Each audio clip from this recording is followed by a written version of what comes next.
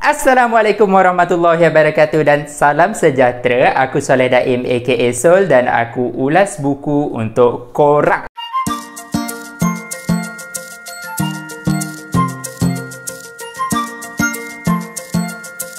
Dalam video kali ini aku akan mengulas sebuah buku yang bertajuk Labur Santai yang ditulis oleh dua orang penulis iaitu saudara Kausar Rosmal dan juga saudara Adib Yazid. Terbitan Write and Brave, imprint kepada The Patriot. Buku ni menceritakan tentang hal-hal pelaburan dan tata cara serta prinsip-prinsip asas pelaburan dari awal sampailah ke akhir. Macam cara-cara nak melabur, jenis-jenis pelaburan, macam mana nak cari entiti-entiti pelaburan atau nak membina portfolio pelaburan ke. Berbenda pasal pelaburan macam tu lah. Tapi ada satu benda yang aku nak kongsikan dekat korang iaitu buku ni betul-betul membuka mata aku pasal inflasi.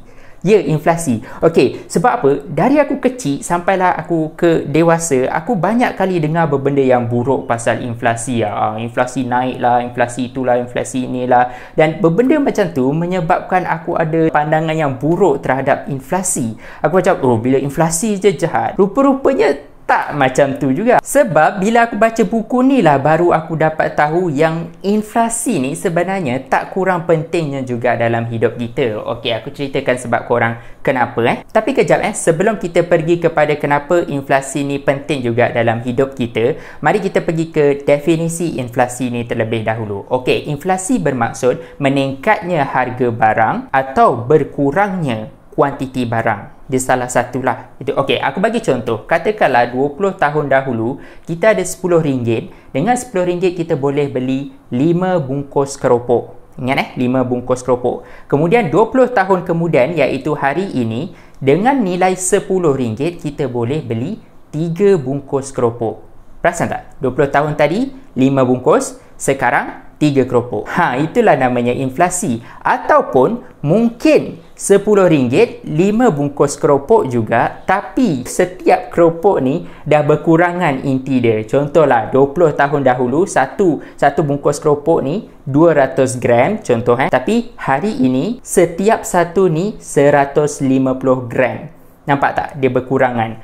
Itulah dia definisi inflasi. Persoalannya, kenapa inflasi ni penting? Dan jawapannya adalah salah satu tanda ekonomi kita berjalan dengan baik. Sebab bila ada aktiviti-aktiviti ekonomi yang giat berjalan, memang akan ada inflasi iaitu kenaikan pada harga barang. Malahan kalau kita ada inflasi dengan kadar yang terkawal, itu boleh menarik minat pelabur-pelabur asing datang melabur ke negara kita. Bila ada banyak pelabur-pelabur luar yang datang melabur ni lah, negara kita punya aktiviti ekonomi boleh berjalan dengan baik atau berjalan dengan lebih lancar. Berbeza dengan langsung tak ada inflasi. Bila negara tersebut kosong inflasi, tak ada kenaikan pada harga barang atau aktiviti ekonomi, pelabur-pelabur asing dekat luar, dia tengok negara tu dia tak rasa tertarik tau. Sebab bila dia letak duit dia dekat negara tersebut, duit dia tak berkembang, tak beranak pinak. Pelabur-pelabur tak akan melabur ke negara macam tu. Dan itu taklah bermaksud inflasi ni kita boleh biarkan dia bertindak atau berkembang sewenang-wenangnya. Kita perlu kawal juga inflasi ni. Senang cakap, inflasi yang terkawal boleh mendatangkan banyak faedah kepada ekonomi negara,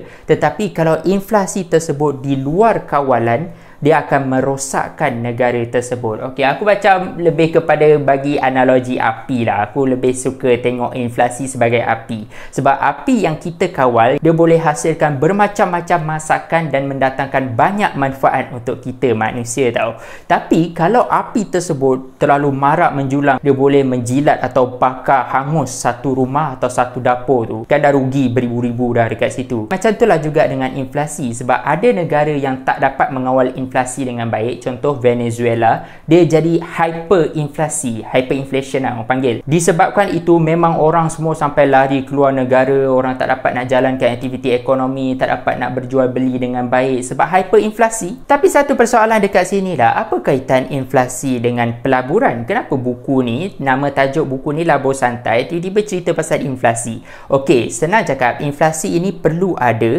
dan disebabkan inflasi inilah kita perlu melabur. Kerana apa? Kerana yang macam tadilah aku bagi contoh, RM10 kita 20 tahun dulu boleh dapat 5 bungkus keropok kan. Tetapi hari ini RM10 tu boleh dapat 3 bungkus keropok sahaja. Jadi itulah yang berlaku pada duit kita kalau kita simpan. Contoh kita simpan RM10, mungkin jumlah RM10 tu tak terusik, tetapi nilai RM10 itu terjejas disebabkan inflasi.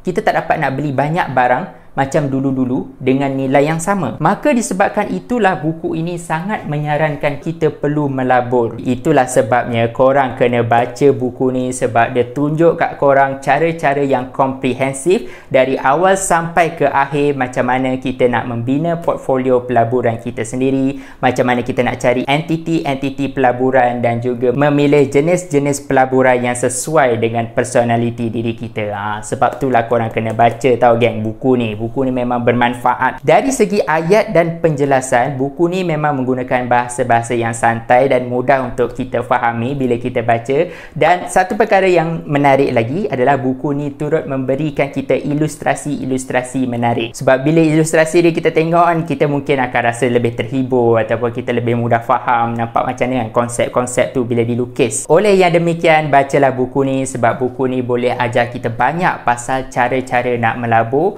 dan memang penting untuk kita belajar benda-benda pelaburan ni supaya kita boleh kawal inflasi, atau bahasa lainnya kita tak berapa terkesan dengan inflasi lah, macam tu. Okey, itulah sahaja video ulasan untuk kali ini. Terima kasih banyak kerana menonton. Jangan lupa tekan like dan subscribe. Tekan juga butang kecil loceng dekat bawah tu supaya korang tak terlepas video baru daripada aku, dan kita jumpa lagi di video akan datang.